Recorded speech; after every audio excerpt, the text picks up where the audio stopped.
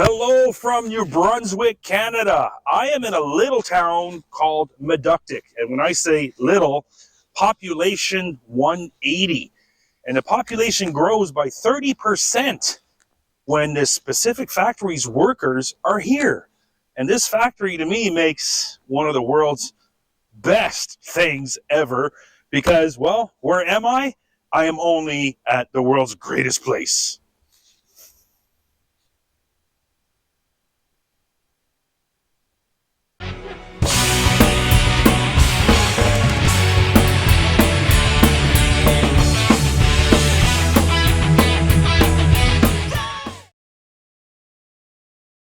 I was born in Boston, Mass, 80 years ago, and the family itself came over from Istanbul in the person of my father, 1907 or 1909. He wasn't too sure, but at that time he had left because being a Christian Armenian in the midst of a bunch of Turkish people, it wasn't a very healthy situation, and he had a good head on his shoulders and started in on the candy business. 1928, as is the tradition, he became the senior male member of the Zildjian family. Therefore, it was his turn to start making symbols, and he had first denied it as being anything comparable to what he was doing. He was in the candy business. So anyway, my mother, who was a Yankee, stepped in and said, the story is fascinating. We've got two sons. I think they should really be exposed to it. Get into the symbol business, give it a trial. That's 1929. Hey everyone, that was the late Robert Zildjian, the founder of Sabian Symbols. I wanted to dive in a little bit into the history of Sabian Symbols, but also what's going on now in 2024. So, I took a trip to Meductic, New Brunswick this week, 965 kilometers from where I live in Carleton Place, and I met up with Andy Zildjian. I talked to Mark Love, one of the guys from R&D, did a small tour of the factory and talk about the Stratus symbols, which is their new series. So I thought I would do this little mini documentary and talk about Sabian, a little bit about the past and now what's going on in the future. So Sabian was founded in 1981 by Robert Zildjian and his wife Willie. They had three children, Sally, Billy, and Andy, and all of them are their names were used as the anagram for Sabian. So when people hear the name Zildjian, they think, well, that other company. The thing is, here's a short, brief history. So Robert Zildjian and his brother Armand Zildjian, well, they are the children of Autistic Zildjian III, who founded Zildjian in the U.S. When he became the eldest of the family and had to take over some of the symbol making, he was already in the U.S., didn't want to go back to Constantinople, what used to be Constantinople, which is now Istanbul in Turkey. And the Zildjian family's dynasty goes back well over 400 years. Name Zildjian means son of a symbol maker. So Autistic I was making symbols for the sultans, and well, they loved the symbols. He came up with this recipe of the B20 bronze, and the rest is history from there. Unfortunately, when Autistic III passed away, the two brothers, Armand and Robert, couldn't agree on certain things, so what turned out is that they already had a company here in Canada called Asco, which is where they used to export from to, serve the Commonwealth countries from Canada, because we're a Commonwealth country. Lo and behold, Robert decided to start Sabian out here in Canada, in Meductic, and, well, the rest is history. So now we're going to move on to now, where the symbol making is the same, but it's not. And this is what makes Sabian different from others. Number one is Andy talks a lot about how their price point works. They don't think about how it sounds is what's going to affect the cost of the symbol. He looks at what's it costing me to make these symbols, and that's how they set the price. Another thing you'll see is how every single symbol is tested in the factory, which is, to me, absolutely amazing, because they're not picking 1 out of 100 or something and saying, yeah, this batch is good. And you'll see that in parts of the video. We're going to talk about the new Stratus line symbols, which I think is actually pretty cool. So stay tuned, little mini documentary about Sabian. And we're going to have some interviews with Andy and Mark Love, and we'll go from here. And I hope you enjoyed this. I enjoyed my trip out there to Meductic. Thank you, Andy, Mark, and everyone at Sabian.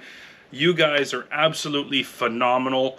For those of you who don't know the whole history on Sabian, look it up. There are a lot of documentaries out there that talk about how Sabian fully started and all that.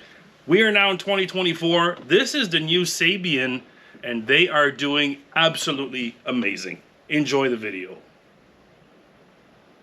GoPro, stop recording. At the oven, that's the one that I had. So that's what you used to do. Yeah, when I burned the hair off the front of my face. So these guys are now flattening them out to a specific thickness, right? Yeah, yep. So you see up above, they can be adjusted. Yeah.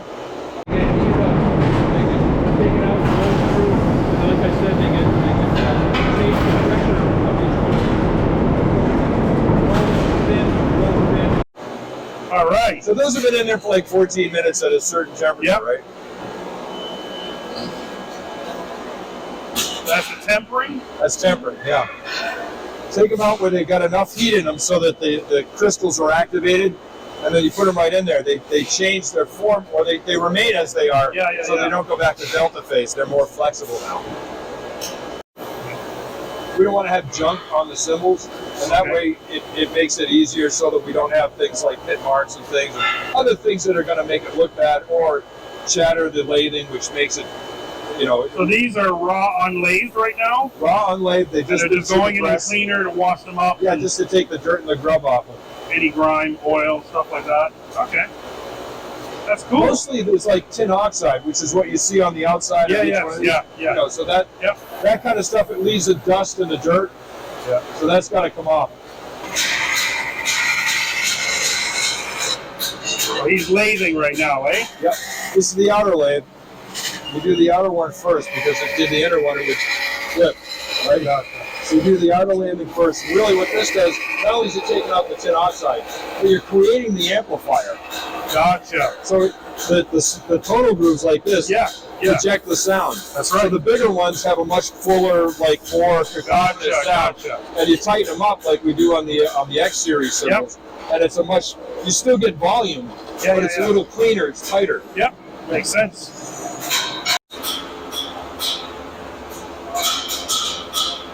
So what's she doing now? This is the inside, lathing the inside of the symbol. Okay.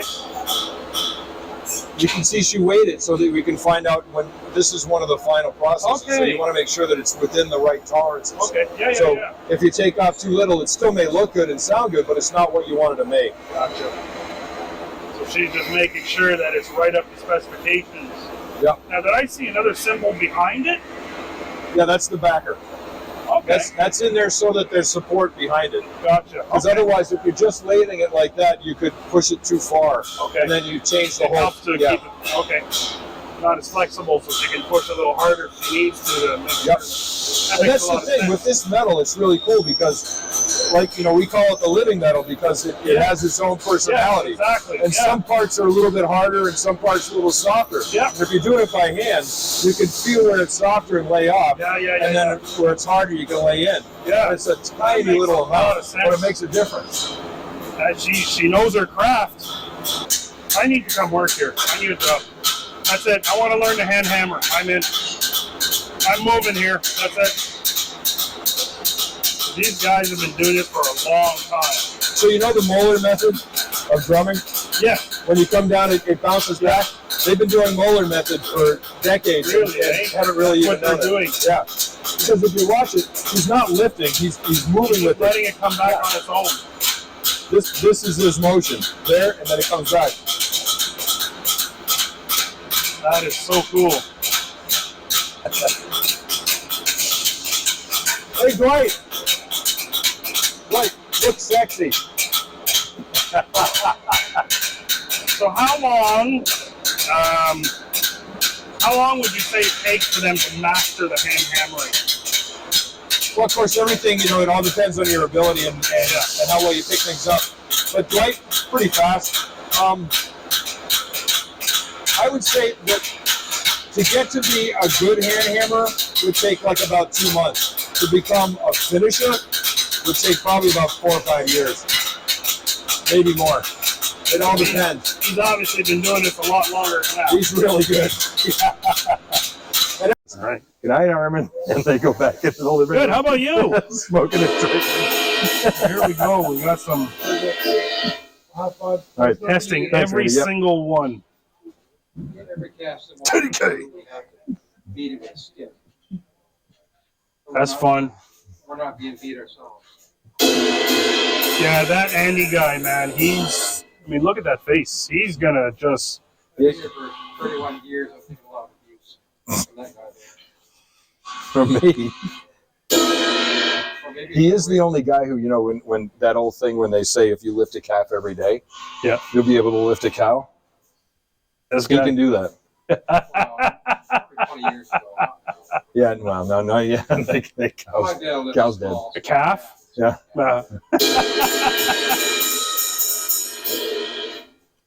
Time. So, were you going to show me some stuff here? Let's see. Oh, no. I double check. But everybody is charged with quality control all the way through. So if they see anything that just isn't right and they can't be, you know, easily taken out so it doesn't affect the sound, then if they can't do that, then out it goes. And we just cut it up and remelt it. And every cymbal's hand tested. Yep. They come in, and that's a big difference too. We're hearing stories about people coming in and pulling one cymbal out of like 80, testing it, and saying, "Yep, that batch is good." Okay, just a random test. Wow, Yeah, that's random testing. Yeah. No. So no. We every single one of them gets hit, tested, and it's either yes, that's good, no, that's bad, or let's find out. Yeah. And let's find out is you know, they're on the fence. Yeah. In a week, you're going to be able to tell this is oh my God, listen to this thing, because it's really strange. It doesn't just sort of like fall a little way. Yeah. When it's on the fence, it goes to the extreme. Of course. Yeah. All right, Andy, where am I? Area 51. You have level 5 clearance because we've hidden everything that needs to be hidden.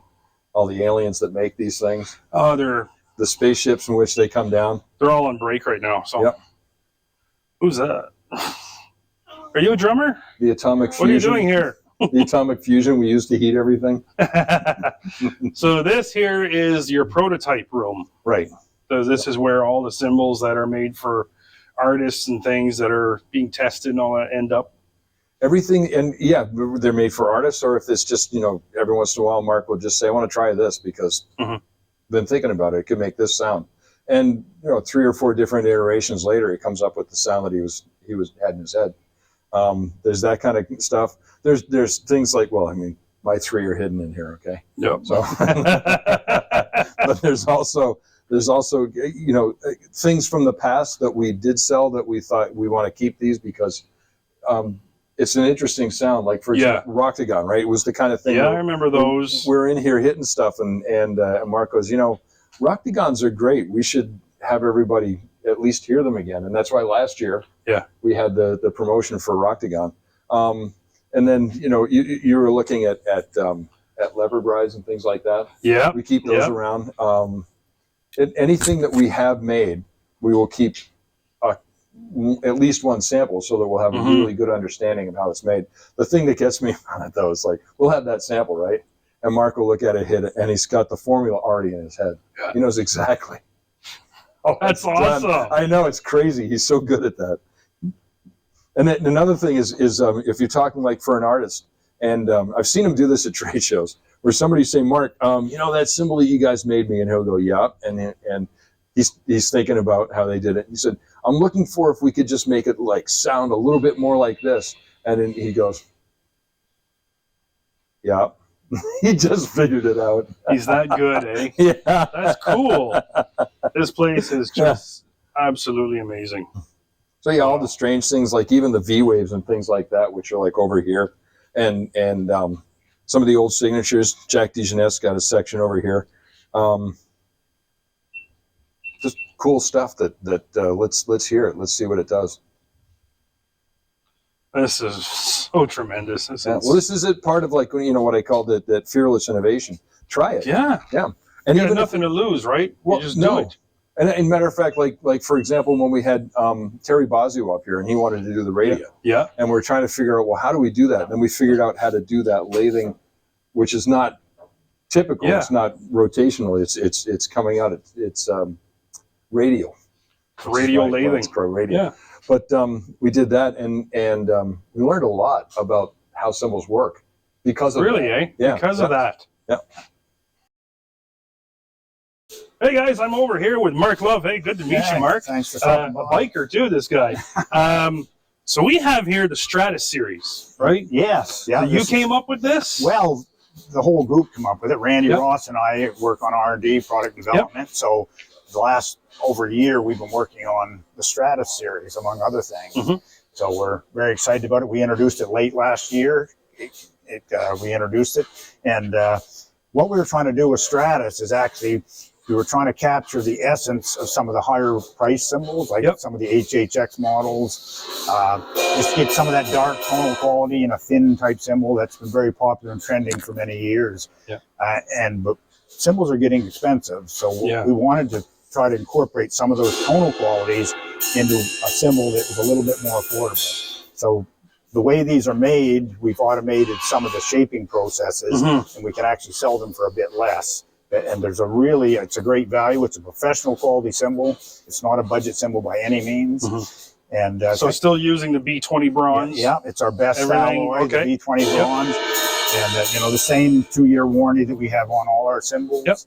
And, you know, they're on the thin side. The rides are like lighter rides, and they've got a great wash, craftable, nice bell. And it's a full lineup. We've got 16, 18, 20 crashes, 20 and 22 rides, 14, 15 hi-hats, and then some effect. We've got the 18 China, and we've also got a new design, the 18 Zero, which incorporates the larger holes that create dark tonal quality, and then the arrow holes, which give it high. So it's a great combination.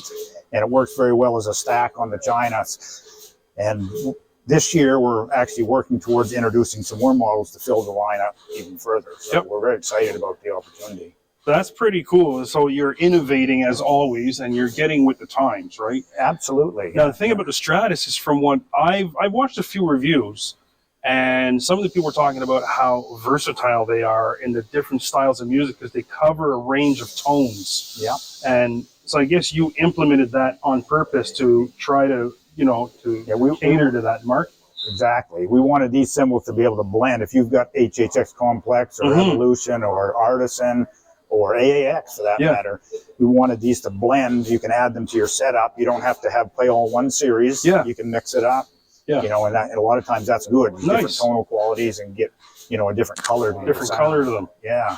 But they're also good for, see, I'm a drummer who does, you know, I'll do, you know, rock to country, progressive metal to, you know, swing jazz.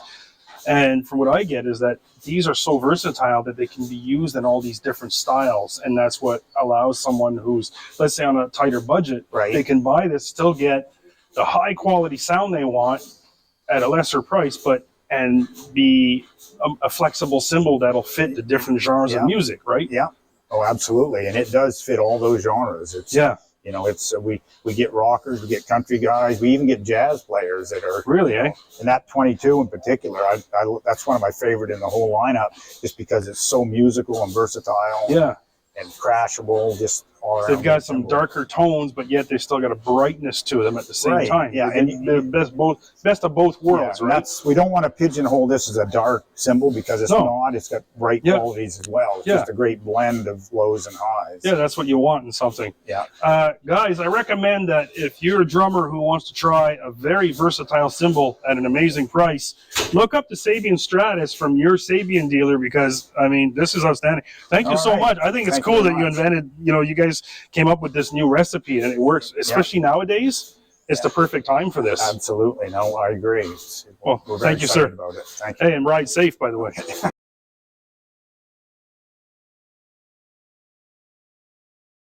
Hi, everybody. Welcome back to Aspie Drummer. I'm Johnny, and this guy is Andy Zildjian. Andy Zildjian. I am with, dude. Absolute pleasure, man. Was that a good burger?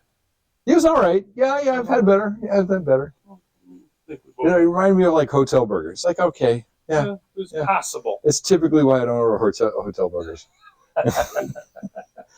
For those of you who don't know, Andy Zildjian is the president of Sabian Cymbals. Anyways, my favorite cymbal, because me being a drummer, well, I gotta have cymbals, right? You can have a crummy drum kit. You cannot have crummy cymbals. That is the law. You got that? The law. I think you agree. Well, it is your voice. Absolutely. It's your creative expression. You need to have your voice. Speaking of a creative voice, let's get into a little bit of history. Okay. Sabian. Yep. Now, we'll do a little bit of history, but let's get into where we are at now, 2024. But let's start off with your father, Robert. Yep. The late Robert Zildjian, who founded Sabian along with your mom. Yep. Yes. Yep. Definitely. It was a duo. Yep. Oh yeah, it was definitely a duo. Let's get into that a bit, because a lot of people are still in the dark a bit about how Sabian and your name Zildjian. I get questions sometimes. What, Zildjian? What? You know, people are a little confused. So yeah, I get them too. Let's truncate that a little bit and go into that, if you don't mind. Well, I'll start with back in like 1968 when we started ASCO. So we needed a place that was an ex-Commonwealth country to be able to ship over to Europe for less money. So what we did was we knew that from Massachusetts, the nearest one, and also to my father, the dearest one, was New Brunswick. He'd been coming up hunting and fishing for years, loved it up here, and got to know the people and thought, you know what, here's a group of people that are energetic, have a lot of ingenuity, and can really get things done. And it was a lot of farmers, and out on the farm, you can't just call somebody up and say, hey, come fix this. You got to do it yourself. Yeah. So that kind of ingenuity was really attractive. Okay. Yeah. And then we started the company up here, and we were making a line at that point called Zoco, which was the second line cymbal. And what happened was of course the Beatles took off and everything was moving, and we had a larger factory was being built down in the United States when we were still part of Zildjian Company, and that was finished in 1972. But up until that point, from about 70, 72, and even going forward, everything that was hard to make was being made up here, because it wasn't just churning it out. Yeah. It was actually putting some craft into it. And so the folks up here are really learning the craft of cymbal making, which was great. Because in 76, we bought K. Zildjian and closed that down, and Carapy came over to work over here and teach everybody how to hand hammer, and he taught some characters. I mean, there's ex bare knuckle fighters who were up here learning how to hand hammer. Like, well, this won't bother him. He can take this. Yeah, he can take it. Yeah. And let's see. So anyway, that kept going. And then in 1979, my grandfather died. And that was between my uncle and my dad and other people who were involved, would just say. He was the referee. And when the referee wasn't there anymore, it became a free-for-all. And 2 years after they had their disagreement, they couldn't really settle it, figured the only thing really to do would be to separate and go your own way. And so we started Sabian, and for a lot of different reasons, it was differences in why to make cymbals. Yeah. And also how to make cymbals. Mm-hmm. The why was because we were always interested in the next step, the next sound. Mm-hmm. What is it that artists are looking for? We always wanted to have a little more experimentation to find out more. It's a challenge, right? You want to have a challenge. You want to feel what is going to make you sound the way that you want to sound, and how the heck am I going to do that? Yeah. And that was always fun. And Mark Love today, and Randy, who's taking over for him, absolutely embody that. Just great. What's the challenge? Give it to me. Yeah. So we did that, and the whys. Oh, I'm sorry. That the hows came down to we were the new company using the ancient techniques, and they were the ancient company that was using electronics and computerized stuff. And it just, to me, when you take the handmade portion out of making a cymbal, you sucked the soul out of it. So at that point, you're not making an instrument anymore. You're just making something to hit, couldn't live with that. So that's the quick version of why we're here. And that's why, yeah. And here we are now in 2024. Yeah. 43 years. Yep. 43 years of Sabian in Canada. Meductic, New Brunswick, guys. This is where we are right now. And you're still massively innovating. This year alone, you guys will see, I spoke with Mark Love, who was one of the guys who worked in the RG, who came out with the Stratus series, which is the new series of cymbal that Sabian has out. An affordable, high-quality cymbal that is still pro, made of B20 bronze. So you're going to hear that interview. Now, what I like about Sabian, Andy, is that you bring a lot of artists in. You work with the artists, hands-on with them, to get the sound that they want. Yeah. You've also done something, I saw that Sabian did something that another company wouldn't do, is they would work with artists and come out with a cymbal that they wanted, but Sabian actually came out with what they call the Signature Series. Sure. Which actually had the artist's signature on the cymbal, which other companies didn't do, right? Yeah. I thought that was really cool because you're honoring that artist at the same time, because they, they're the ones who came in here and said, hey, I want you to work with me. And it shows the dedication you have to the drumming community and the artists who work hard to bring, to make the music and express themselves in a voice that they want to be unique. Oh yeah, definitely. Well, I mean, that's the basis for most of our innovation anyway, is what is it that the artists are looking for? Because really, they're at the forefront. They're not only are they out in the field, they are the field. They are the people who are pushing boundaries themselves. And so they're looking for artistic voice. They're looking for different sounds, different ways to express what they want to say. And they're leading us through it. And that's the way it should be. Really. It's awesome, right? Yeah. It's awesome because you guys you're co-working. Where it's awesome that you're building these relationships with some of these drummers that are out there, who big name drummers. I remember reading up on when Sabian started, and your dad had come up with the Sabian switchers. That's a good one. Inviting artists in to, hey, come on in and check us out. And you had one of the first ones. You had Phil Collins, Dave Weckl. A lot of other big names. Chester Thompson. Chester, sure. Portnoy. So many artists. Carmine Apiece. So many names. Apiece, Apice, Apici, depending on which brother you ask. I'm actually not in touch with him yet, but I've been He's a good dude. him. He's a good dude. One of my favorites that I have to mention anywhere, Neil Peart. I mean, in 2004, so the late Neil Peart, so being 2024, this was 20 years ago that he came to Sabian. And I know a little bit of the story about that with a ride cymbal he had that was a Zilco ride. Close. Okay, so what happened was, and this is the story as I understood it, he was over at a friend's house. And the friend's son was the drummer and was playing downstairs, and as Neil and the husband and wife were chatting, he was saying that he was looking for a cymbal that he hadn't had for like 20 years at that point. Like, I just can't find it. And I've been looking for it. I really want it. And he said, what was it? And he said, well, it was this hand-hammered cymbal. And it just sounded fantastic. And they said, well, when did you get it? And he explained, when it was, when he came. And they said, come here, we're going to go downstairs. And went downstairs to the son's drum set.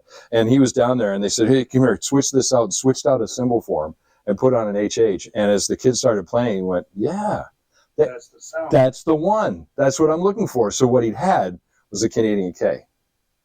Right? So an old Zildjian K. And that's how I understand it. Now, I may be corrected in saying that yes, it was a Canadian cymbal, but it may not have been a Canadian K. It may have been an AA or an A at that point. And because he did have that sound, but I know he liked the hammered bell. So he liked that kind of tone. But at the same time, he liked a higher pitch. Now that's what the Paragons turned into, more of like an AA sound.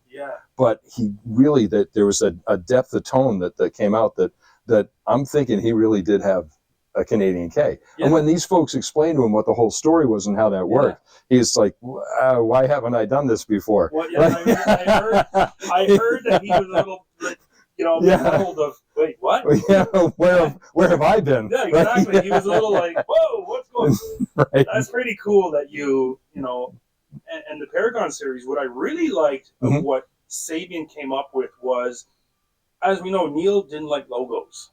Oh, He hated took them. the Yeah. logos off every one of his symbols, right? Yeah. But it's how Sabian worked on the etching. I believe it was a laser etch or something. I can't tell you that. You can't tell, but that's okay.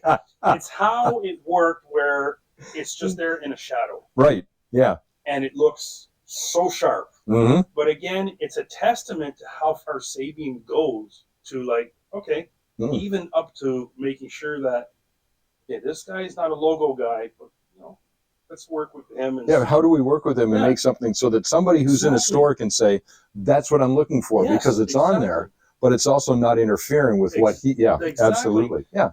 Well, look, there's always a solution to any problem. It's just, can you do it? Yeah. Right? There's a solution. There's a solution to everything. We got to the moon, right? I mean, right. So there is a solution. Why go to the moon when you can come to Meductic and see the Sabian Factory, guys? Come on. Yeah, and we're still waiting for our flying cars to get here. Right? Jetsons, let's do that. So yeah, the Paragon series was born, and another notable series of symbols you made was the Radius series with Terry. That would have to be one of the most extreme series of symbols I've ever. And I owned an 8-inch Radia hat. Yep. 8-inch high hats. They were so funky and weird. Oh yeah, the different. Sound different. Is very different.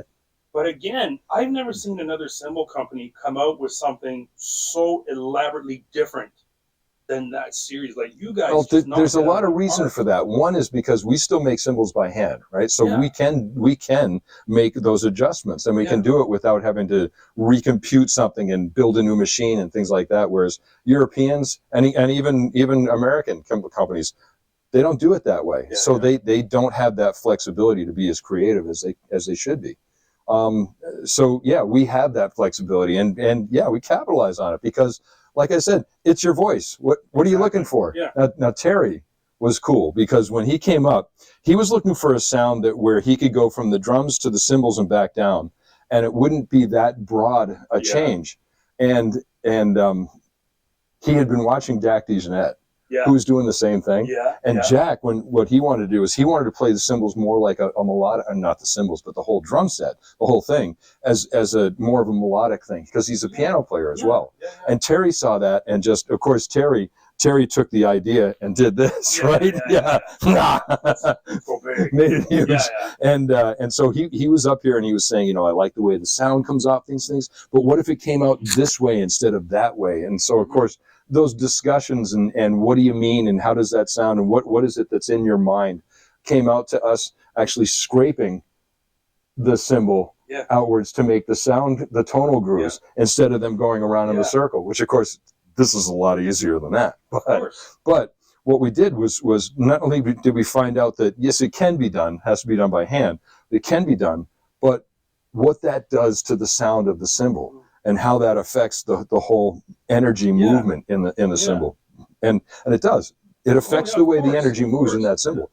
And so, he was very excited by it and loved the way that he could move from the drum set back down. He had 48 drums, 52 cymbals.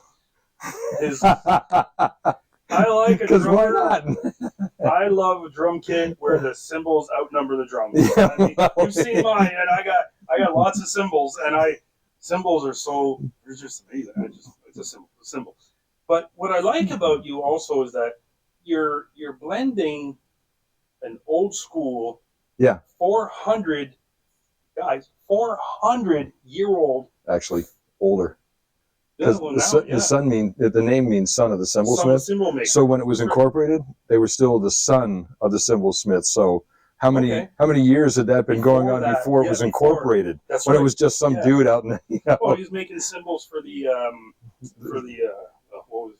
Janissary bands. That's right. And, but we'll say we got 400 plus years of a family recipe, but you're integrating new science into it, and you're not afraid to get out of the box and say, oh, we're going to listen to this and we're going to try this, right?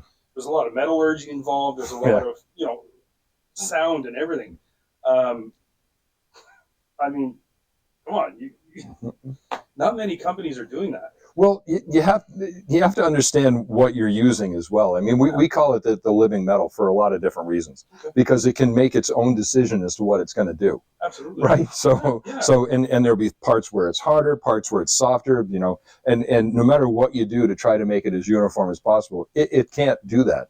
Yeah. And so you're going to have different tones and different strengths all the way through it. So the energy traveling around is going to travel in one way, but going in and out, which is where you get the richness of the cymbal, which only B20 that are poured the way we do it, only those cymbals will have that richness that comes through.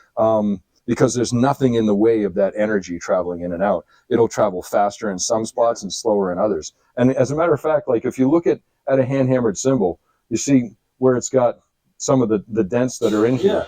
What happens there is think about you're running on sand. Yeah. Okay, and you're running on sand and you're going slowly, and then you come to a spot where there's tar and it's fast, you can run more easily. Yes. That's exactly the same thing here. Okay. Whereas the energy traveling through the cymbal where there's no hammer mark is going a little bit slower than where it hits the hammer mark, where it just accelerates. Gotcha. So every one of these, because they're hand hammered differently, every one is going to have its own pattern. Everyone's going to have its own little personality as well. Yeah, of course. That's what makes it. I mean, I've owned, I can attest to that, because I've owned, and I still own one Leopard Ride. I sold one of my old ones before I got the new one. Yeah. And even when I got the other replacement, I went, it's still got the general sound, but there's still a personality to it, right? Definitely. And all my HHX cymbals and HH, you can tell that, there's a slight tone difference or something. And that comes, like you said, from the hand hammering. But then you were talking about groove lines as well, right? So it's like a record, right? The tonal grooves, it's like the amplifier on the cymbal. Yeah. Whereas if you've got like an older one that has these wide grooves to it, it's going to have more volume coming out that is less controlled. Gotcha. Whereas if you have more of the smaller ones, because these you're going to have fewer of those than you are of these on the cymbal, you've got more amplifiers, but they're cleaner. And so if you've got an AA or an HH, you've got this volume coming out that's much more free and can carry a little bit more cacophony in it. Whereas these you're going to have a lot more amplifiers, so you're going to get more, as much sound as you were with the other one, but it's going to be much more controlled, much tighter, and a focused type of sound. Yeah. That's pretty cool. So we go from from the traditional old hand hammer to today, and even some in the late 90s or early 2000s, you had one there, you got an octagon. Sitting over there, you got the Roctagon. Roctagon, yes, sir. That's what it was. We got some odd shaped cymbals and stuff like that. One of the things I like to emphasize on, especially today, now 2024, is the Stratus. How do you think that's going to hit the market today in the way it is now? Okay, so a lot of what needs to be done is explaining what it is that this is all about, right? And so that's what we try to do on our websites, try to do with artists talking about it, explaining it.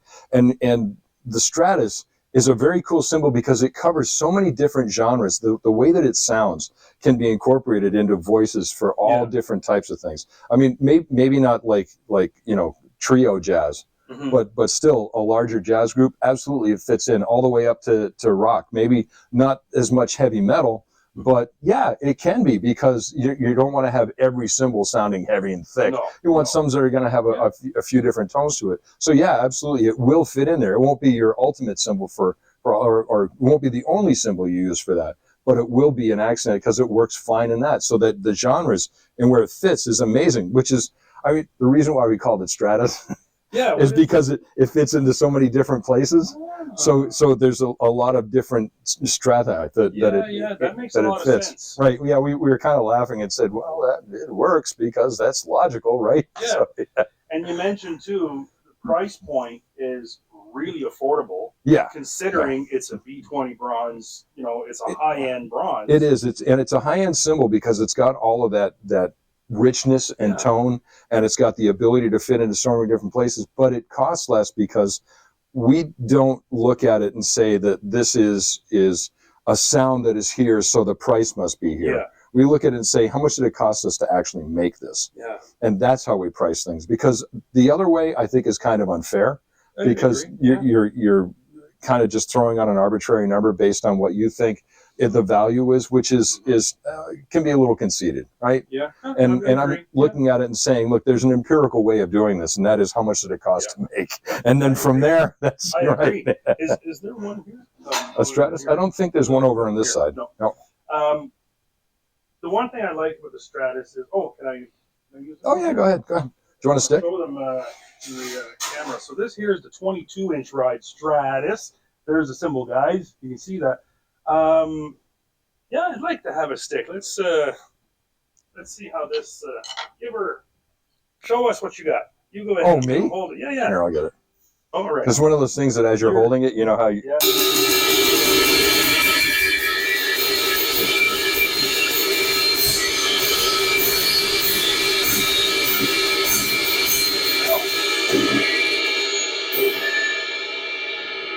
That's really nice, actually. And you know what? You know what I like about this symbol is the finish. Yeah. It's not a bright finish. No. But it's also doesn't look like some like a fully lower buff line symbol, or you know, where this is really nice. So I would recommend. I mean, I teach. Go ahead again. I want to hear that.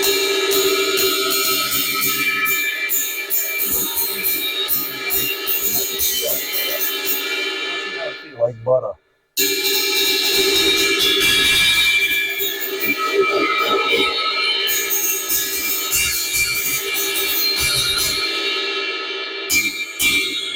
That's really nice, actually. That's really, really nice. Doesn't it feel good to have some? It's like butter. Yeah. It just, and you know what I like about it is I play on an HH Leopard ride, which is very dry and heavy. Bang, bang, right? bang, bang, bang. Yeah. And I have to say that what I do like about this cymbal is I'm impressed with its response. The way It's got it a great feels. it's got a, even though it's buttery and smooth, there's still a nice feedback to it. Yeah. It's not dead. Well, It's got a great. yeah, I know it's not dead. It's got a great. Oh, I've hit some cymbals that you hit them and the feedback is very negative. You're not. Well, a lot of feeling soft it. cymbals will be like that. Yeah, but for a thinner model, I'm really impressed. Well, it's got the nice shape to it too. Whereas you've got some depth to it with the hammering that's in there. You can have some depth of tone, so it's got a little bit of darkness to it. But because of that shape, you've got a little bit higher. You can get more ping to it. Makes sense. Yeah. It's a beautiful symbol. I think that this line of symbols would be great for anyone who's in the intermediate, who just wants to, I hate pros too.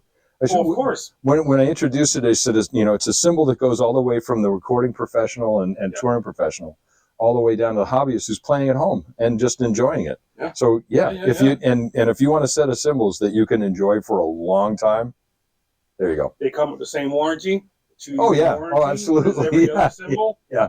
But again, for the intermediate drummers, I teach, and I get some people come in and say, which drums or cymbal I should buy. Well, I tell my students, I say, you know what? A beginner kit is fine because you can change the head. Yeah. Right? You can change the bottom head and the top head. You can make it sound a lot better than what it was stock, right? Right. You can't do that to a cymbal. Nope. A cymbal sounds the way it sounds. A cymbal is a cymbal is a cymbal. Yeah. You can't change it, right? Right.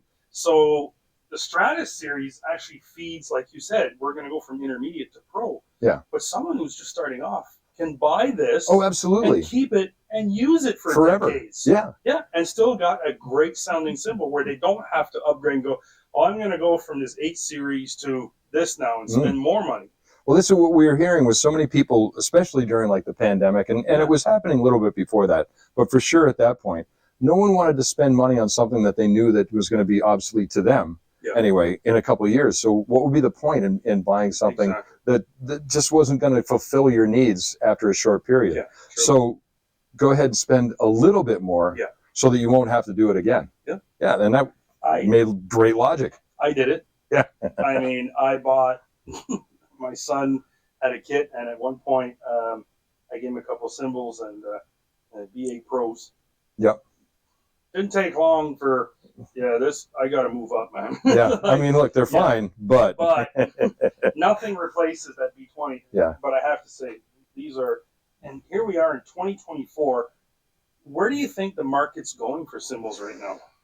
You know, it's a good question. I'm not the one to answer it. It's the folks who are out in the field, the people who are actually, carving the path and creating the new sounds and the new imagination. Where are they going to take it? And that's why, we keep in touch with all of our artists, because that's them. They're the pathfinders. Yeah.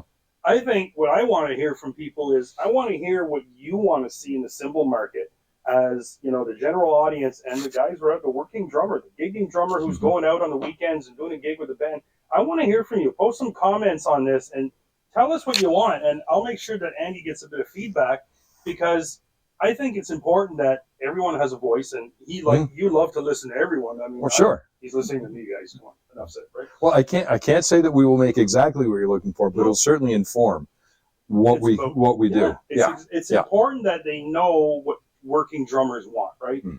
Stratus hits that market big time. You want more cymbals? Yeah. Go buy a few Stratuses, and you've got, you got the 16s, and you got 15-inch hi-hats, you've got 14-inch hi-hats, you've got 22-inch ride, you've got a couple of cymbals. What is it, 15 and a 16? Or no, 16 and 16, 18? 16 and 18-inch crash. Yeah. Like, that's a nice variety. You got a 5-piece kit, 2 cymbals, a ride, and a hi-hat. Like, you're done. You go work. Well, yeah. Yeah. You work as a drummer. I stopped. You're not busking anymore? No, dude. Okay, so my singer and lead guitarist moved out to Portland, Oregon, and then the other guy who was in the band, the bass player, goes, well, they're gone. I'm moving to LA. Like, okay, we're done. What kind of music does Andy like to play? Rock and roll, because it's. I grew up with it. I understand that the sensitivities of it. I understand the feels, and really, it's not nearly as intricate. I mean, Neil, yeah, sure. I tell everybody, yes, I did play Tom Sawyer when I was in high school, and it was awful, but I thought it was great.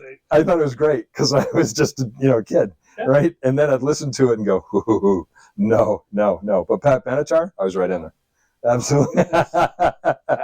Aerosmith, Boston. I mean, come on, man. Oh, Boston. Yeah, great drumming. Oh yeah, Hart. Oh yeah, but I understood that sensitivity. I understood how to do that. Whereas Neil was just, I'm sorry, that's a level I can't reach. It's fun. I like to be challenged. Yeah.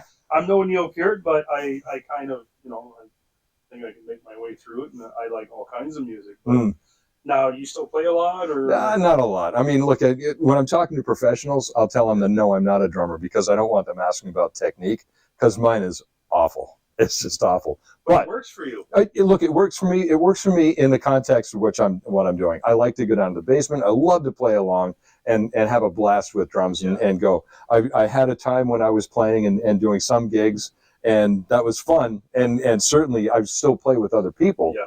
Just not in a gig format. And when you're playing with somebody and you're starting to really lock in, and then all of a sudden it's like you're in a different spot. Yeah. Oh my God, that feeling, that feeling's amazing. I haven't had that for a while because I've been playing mostly with albums and things like that. But yeah, that moment, those are things you really miss from playing with people. Yeah. See, this is what I like about Sabian, Andy. Not only is he the president of the company, but he's a drummer. He gets it, man. This is why not only that, I am Canadian, so for me, this has a bit of, a soft spot? Yeah, it's a soft spot. But I love the story, right? Because your mom and dad did so much. Oh, yeah. When, in 81 when they started, and I read the whole thing. And he was like 59 years old and decided, no, I'm going to go out and do it. And I'm thinking, whew, would I have that kind of guts? I don't know. That's tough, man. Yeah. And also for the people who don't know, so Sabian, a lot of people I had some questions on that actually. So the name is an anagram for Robert Willie, right? Yep. Willie was his mom's name. So we've got Sally. Yeah. Billy, Yeah. and this guy, Andy. That's where the name comes from. I hope that Sabian will always continue to innovate, and I'm gonna. Well, it is our DNA. It's what we do. Yeah. And if we weren't innovating, if all we were doing was copying other people, then then we'd be a European cymbal company. Yeah. What would be the point? No, Yeah. we don't want that. Mm-mm. No, we're Canadian, man. We do things the Canadian way here, right? Right. Right. Folks, go out there if you can. Go to your local retailer, find the Stratus cymbals, and just hit them up, man, and try them out. I'm telling you, I really think that it's going to hit the market hard. Oh, it's been doing great so far. Now with the tighter economy. Yeah. People wanting, and I've seen more drum sets getting sold during the pandemic because I had a lot of people come to me saying, Right. "Hey, where is this drum set good for use on Marketplace or something like that?" Right. Yep. So don't cheap out on your cymbals. Don't do it. It's Man. not worth it, man. You can't do anything about it. Thank you so much, sir. Sure, John, thanks. We'll be right back after this message from I don't know yet.